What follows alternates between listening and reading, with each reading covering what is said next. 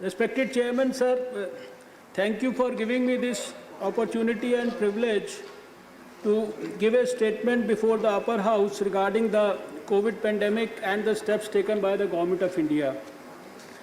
Sir, I have briefed this August House on two earlier occasions, once in February and again in March this year, on the COVID pandemic.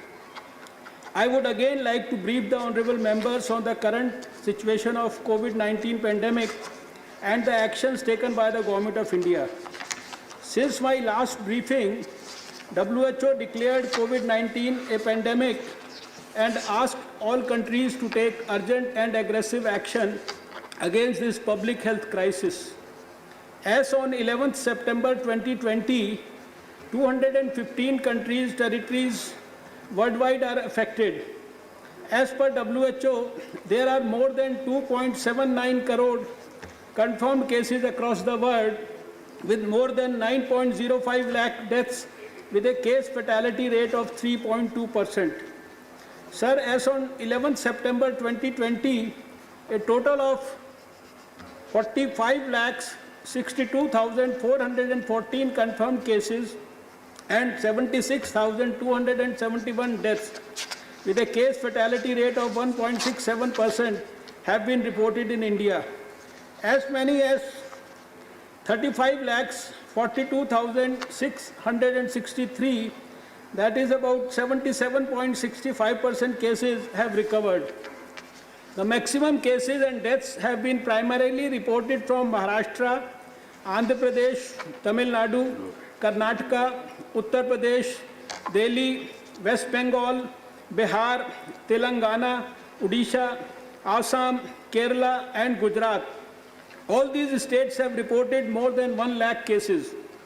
With our endeavour to manage COVID-19 through a whole of government and whole of society approach, India has been able to limit its cases and deaths per million to 3,320 cases per million and 55 deaths per million population respectively, which is one of the lowest in the world as compared to similarly affected countries. Many of the epidemiological parameters such as mode of transmission, subclinical infection, period of virus shedding, role of immunity, etc. are still being researched.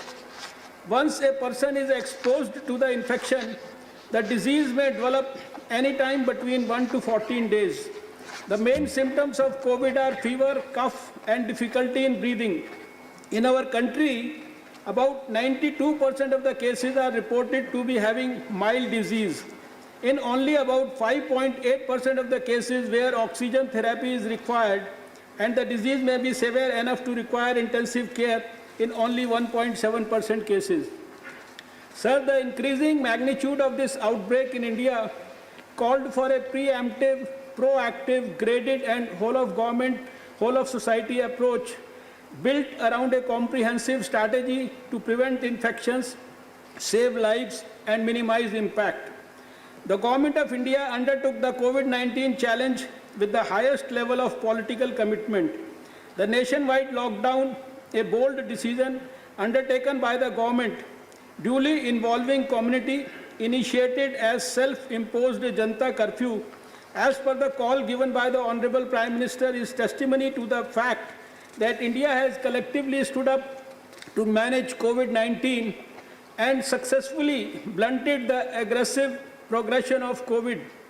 It has been estimated that this decision prevented approximately 14 to 29 lakh cases and 37 to 78,000 deaths. Further, these 4 months were utilized to create additional health infrastructure, enhance human resource, and produce within India critical elements such as PPEs, N95 masks, and ventilators. A case in point is increase in dedicated isolation beds 36.3 times and dedicated ICU beds above 24.6 times to what existed in March 2020. Whereas there was no indigenous manufacturing of PPEs with the requisite standards at that point in time, we are now self-sufficient and in a position to even export the same. On behalf of our countrymen, I take this opportunity to congratulate our Honorable Prime Minister Shri Narendra Modi, who personally continues to monitor the situation and provided his leadership. Government of India has initiated a series of actions to prevent entry of the disease and to contain it. I am daily reviewing the situation.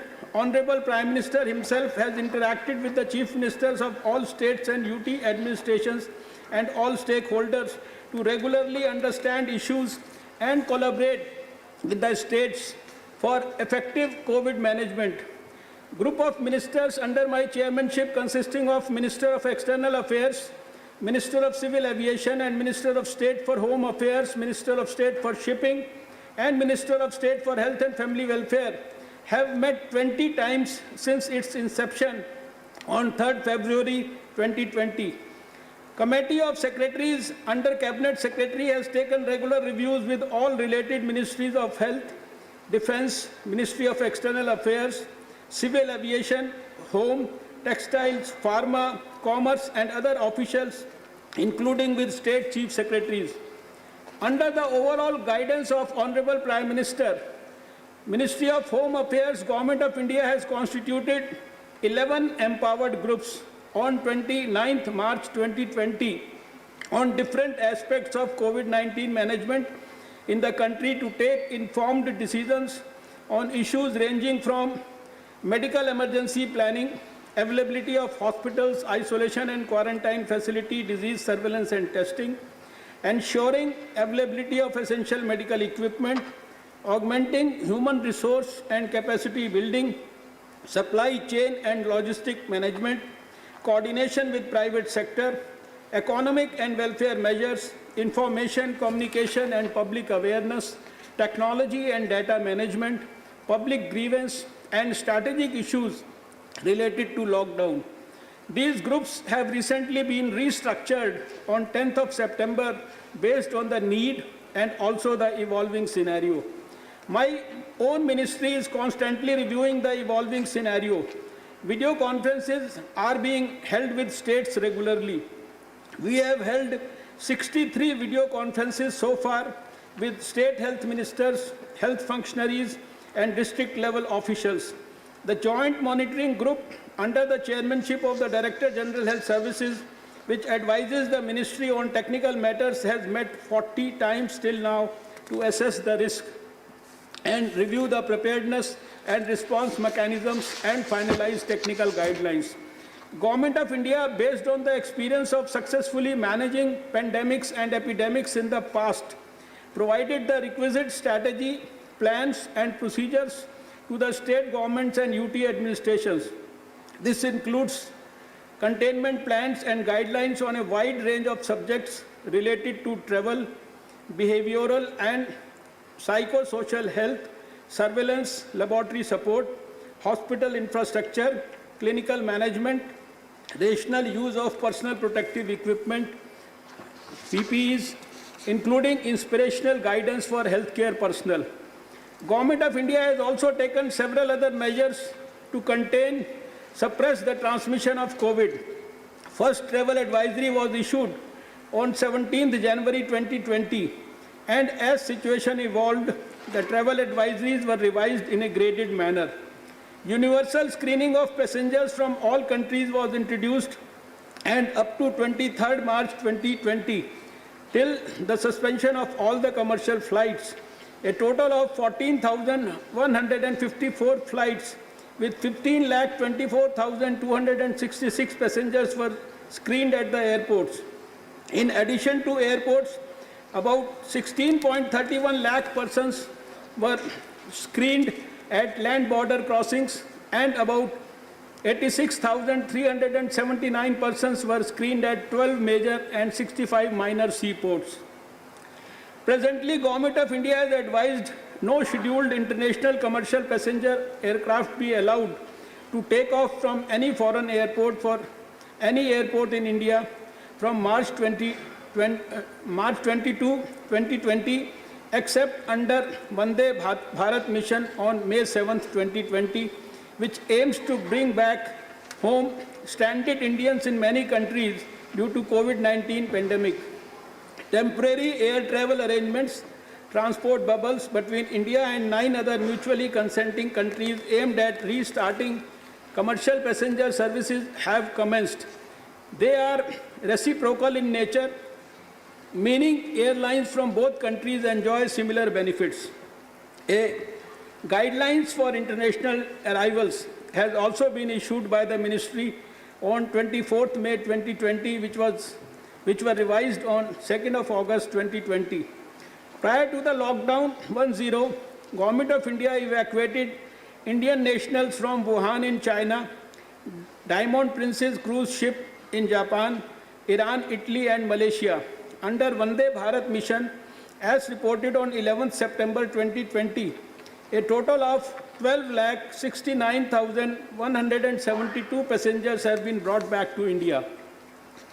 Community surveillance was initiated initially for travel-related cases and subsequently for cases being reported from community by Integrated Disease Surveillance Program. As on 11th September 2020, a total of about 40 lakh persons have been kept under surveillance and extensive contact tracing for all positive cases, which is regularly being undertaken through disease surveillance network so as to break the chain of transmission. Ministry of Health and Family Welfare released containment plans to contain cluster and large outbreaks on 2nd March and 4th April 2020 respectively, and these plans were updated from time to time. The containment plans envisage a strategy of breaking the chain of transmission by defining containment and buffer zones, applying strict perimeter control, intensive active house-to-house search for cases and contacts, isolation and testing of suspect cases and high-risk contacts, quarantine of high-risk contacts, intensive risk communication to raise community awareness on simple preventive measures, and need for prompt treatment seeking and strengthening of passive influenza-like illness, that is severe acute respiratory illness, SARI surveillance in containment and buffer zones. With the evolving scenario, laboratory network is continuously being strengthened.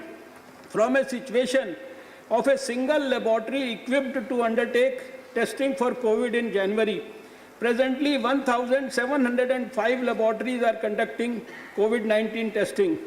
Laboratories have been established in difficult terrains like Ladakh, Sikkim, Arunachal Pradesh, Nagaland, as well as other northeastern states, Lakshadweep and Andaman Nicobar Islands. Currently, the testing is about 1 million tests a day, which translates to 720 tests per million population per day, much higher than that stipulated by WHO, which is 140 tests per million population per day. A total of 5,51,89,226 samples have been tested so far as on 11th of September 2020. While there were no indigenous manufacturers of laboratory diagnostics or testing machines for COVID, today we have an indigenous production capacity of more than 10 lakh kits per day. For appropriate management of COVID-19 cases, a 3-tier arrangement of health facilities, that is COVID care center with isolation beds for mild or pre-symptomatic cases, dedicated COVID health centers with oxygen-supported isolation beds for moderate cases, and dedicated COVID hospitals with ICU beds for severe cases has been implemented. Tertiary care hospitals under ESI Corporation, Defence, Railways, Paramilitary Forces, Steel Ministry, etc. have also been leveraged for case management. As on 12th September 2020, a total of 15,284 COVID treatment facilities with 13,14,646 dedicated isolation beds without oxygen have been created. Also, a total of 2,31,093 oxygen-supported isolation beds and 62,717 ICU beds, including 32,575 ventilator beds have been created. Constant monitoring of the disease trend, analysis of available infrastructure, and planning in advance for the future has averted a major crisis as was faced by many developed countries. In addition, a total of 12,826 quarantine centers with 5,98,811 beds have also been created. Guidelines on clinical management of COVID-19 were issued and regularly updated and widely circulated. These include case definition, prevention of infection control, laboratory diagnosis, early supporting therapy, management of severe cases and complications. No specific antivirals have been proven effective so far. Symptomatic treatment for fever and cough, appropriate rehydration, supplemental oxygen therapy remains the mainstay of treatment. We have repurposed the drug hydroxychloroquine for mild but high-risk cases and for moderate cases.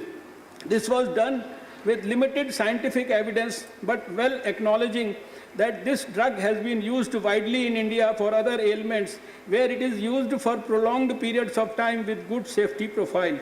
In addition, provisions for investigational therapies has also been made for using remdesivir, convalescent plasma, and also tocilizumab for managing severe cases under close medical supervision. With the intent to ensure dissemination of these standard treatment protocols and reduce mortality to maximum extent, a number of initiatives have been launched. And AIIMS Corona Helpline 9971876591 has been started to guide the doctors on medical management. AIIMS Delhi is running the COVID-19 National Teleconsultation Center, CONTACT, which can be reached by calling 911-544-155. It is catering to doctors from anywhere in the country who want to consult AIIMS faculty for the management of COVID-19 patients, as well as to the public in general. Telemedicine guidelines have also been issued on 25th March 2020 to provide teleconsultation to patients for mitigation of their illness and prevention of crowding in clinics.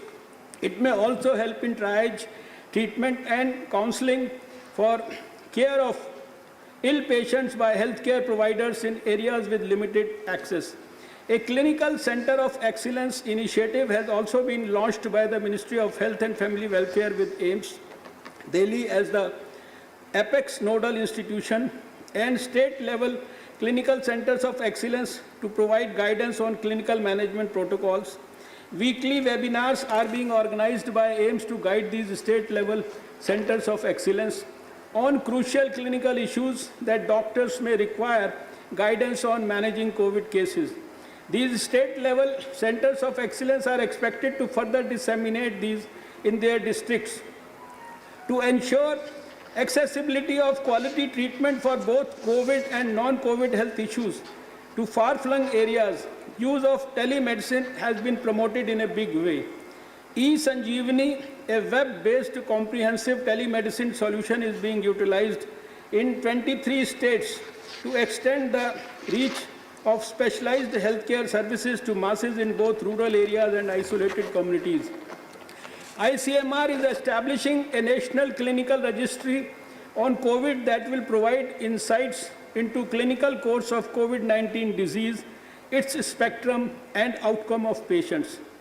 13 clinical trials of repurposed drugs and harnessing of traditional knowledge using the modern medicine approach are building a portfolio of therapeutic options for COVID-19 patients. Phase 2 clinical trial of immunomodulator Sepsivac has been completed successfully. Phase 2 clinical trial of the first ever phytopharmaceutical ACQH is underway.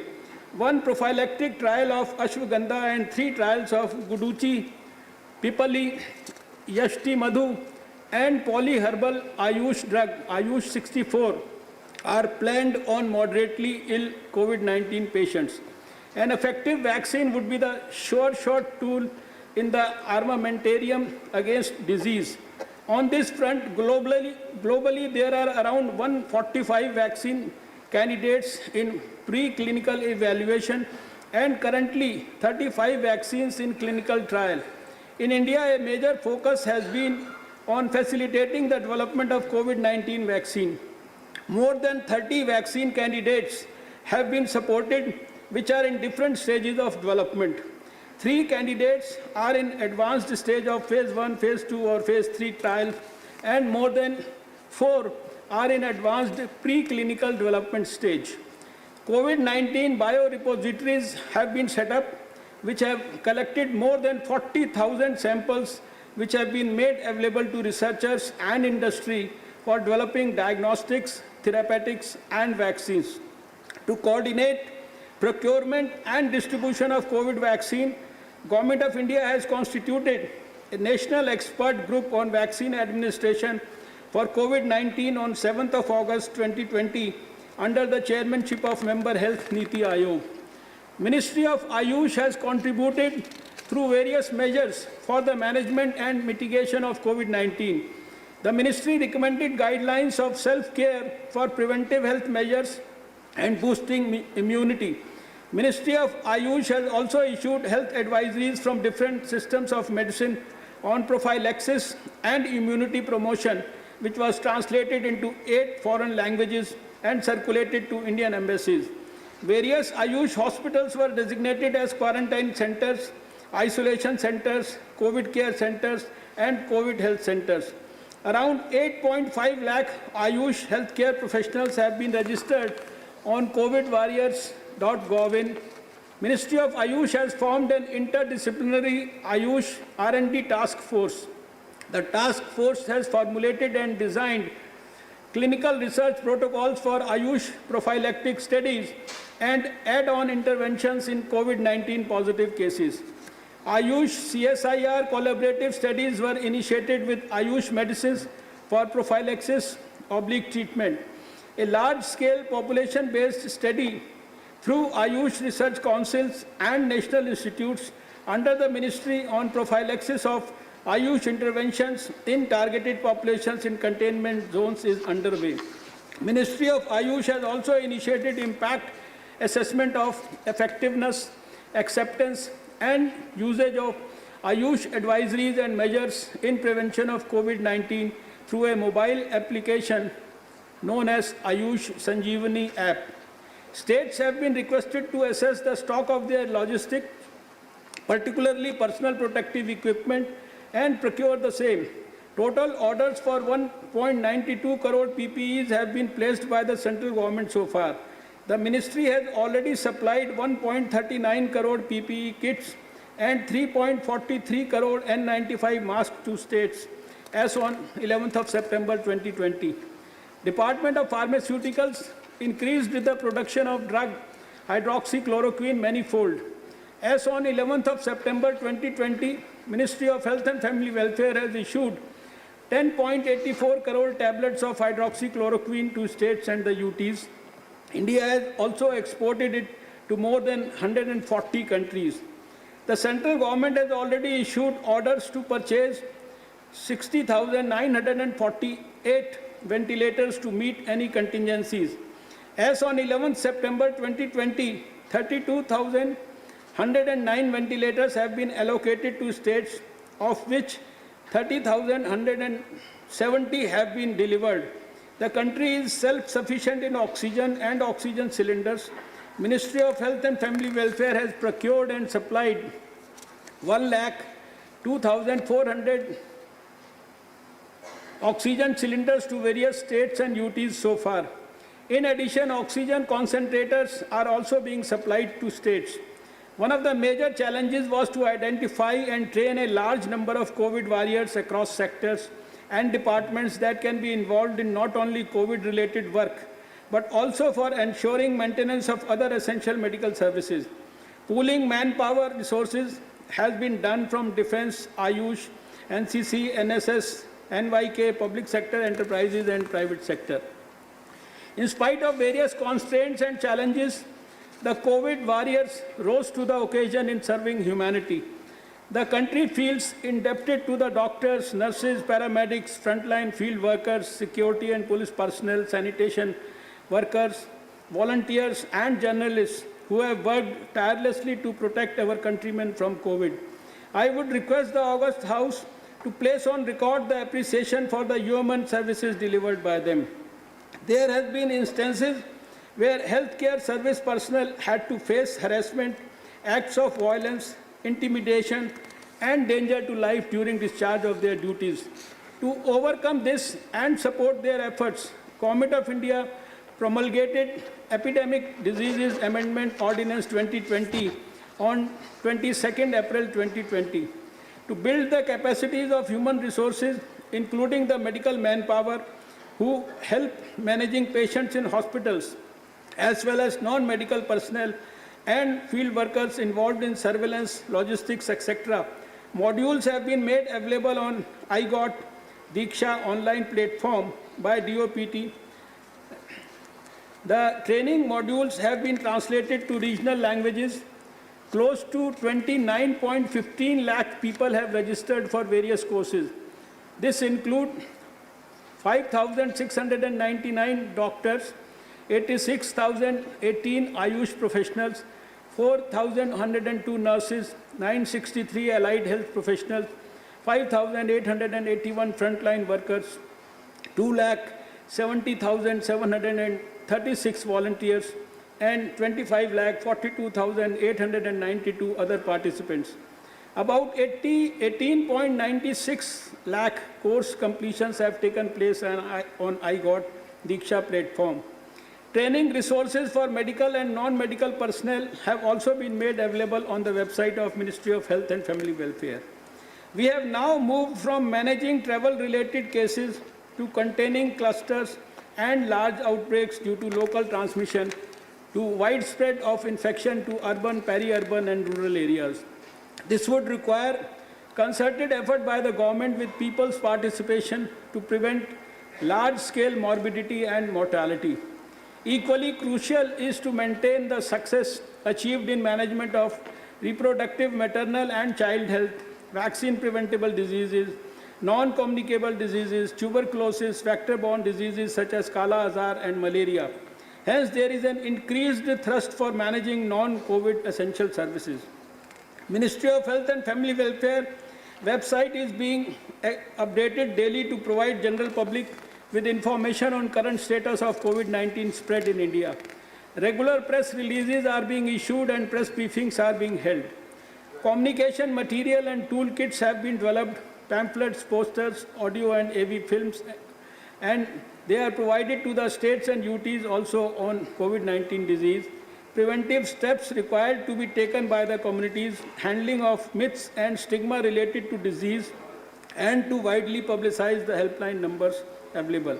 Communication material is also being hosted on Ministry of Health and Family Welfare website and through social media. Do's and don'ts are being widely circulated through SMS. 550 crore SMSs have been sent.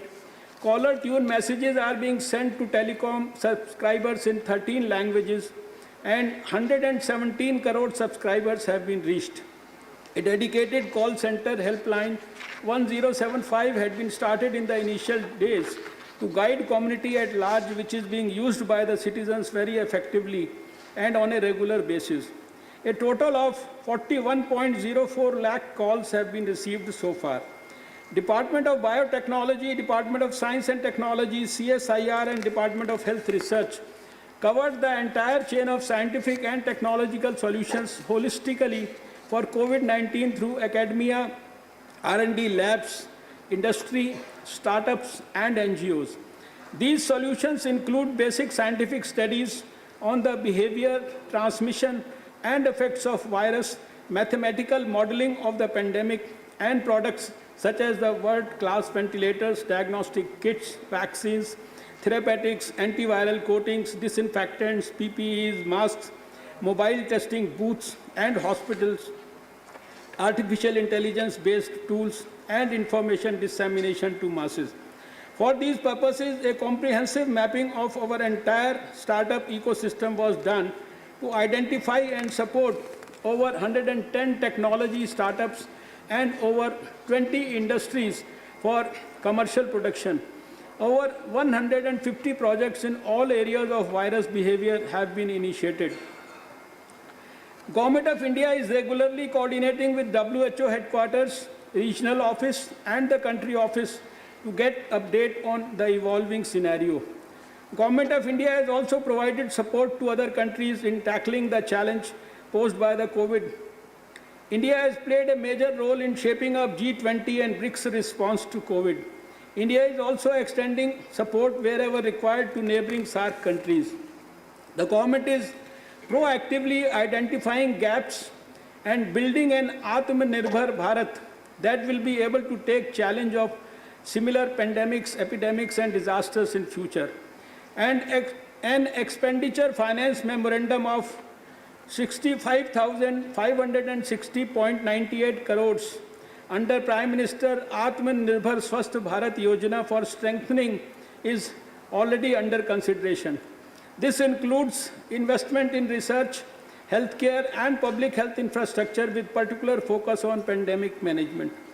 I would urge all the honorable members of Parliament that battle for COVID is still far from over. On one hand, when we are in the stage of unlock so as to revive the economy and have a balanced approach, it is important that sustained community support is ensured consistently to control the spread of COVID infection and break its chain of transmission. Your support is crucial to create awareness in your respective constituencies for COVID-appropriate behavior. The simple public health measures of wearing of masks, face covers, frequent hand washing, respiratory etiquettes, and physical distancing of 2 gaj ki duri as a social vaccine, if practiced in a responsible manner, will help us in controlling and suppressing the transmission of COVID. Sir, I wish to inform this House once again that the government is taking all necessary measures to prevent the spread of COVID in India. Thank you.